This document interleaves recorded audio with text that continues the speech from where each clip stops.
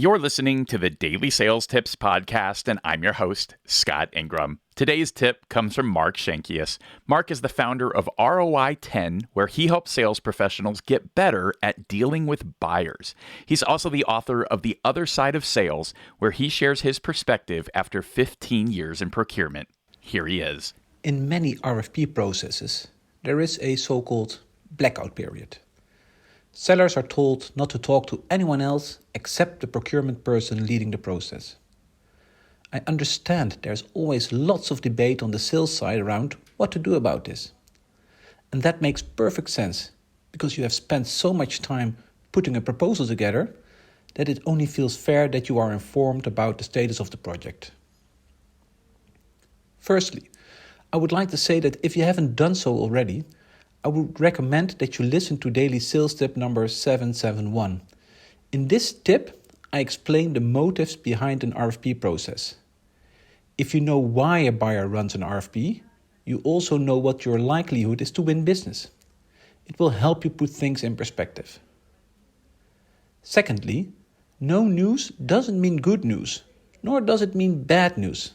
We often have the tendency to believe that no news is bad news, which is not necessarily the case. I know that often these RFP processes lead to a no decision. However, don't assume this is the case or you have lost already. Instead, be aware that there is usually lots of internal debate throughout these RFP processes.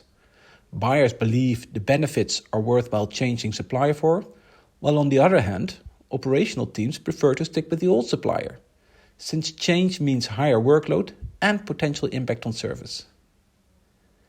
In the end, the full team needs to make a proposal to the senior leaders for approval. Hence, the team needs to be aligned. This takes time. During this period, the risk is that you start compromising on your initial proposal out of fear of losing. So what to do about this? When you feel left in the dark, it's okay to call the buyer and ask them. Please don't send an email, since there is a high likelihood you will not get a response. Choose your words carefully when calling them. For example, you could say something like this.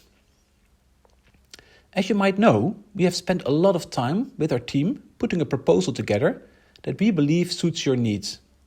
Me and the rest of the team are very curious to hear what you think of it. Are you currently in the position to provide feedback to us?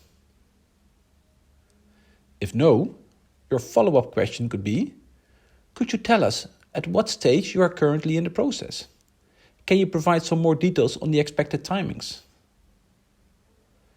Closing off with the question, is there anything else you need from us currently? Are you okay if I call you again on date X to ask about the status of this project? As you know, we are very eager to work with you. If you can't get through to your buyer, you could also use your own network to find out more. Who in your organization might know someone in the buying team? A casually planned catch-up could already provide interesting information. Usually, the non-buying members of the buying team are not as commercially savvy as buyers are. Tread carefully though, you don't want to upset the buyer here. If all of this is not going to work, then I'm afraid you're going to have to be patient this time. And make sure you ask the appropriate questions before you enter into an RFP process again. Good luck and happy negotiations, everyone. For more insights from the professional buyer's perspective, definitely check out Mark's book, The Other Side of Sales. And as always, we'll have links to that and more for you at DailySales.Tips/916. Once you've clicked over there, be sure to click back here, either to continue your binge or for another great sales tip tomorrow. Either way, thanks for listening.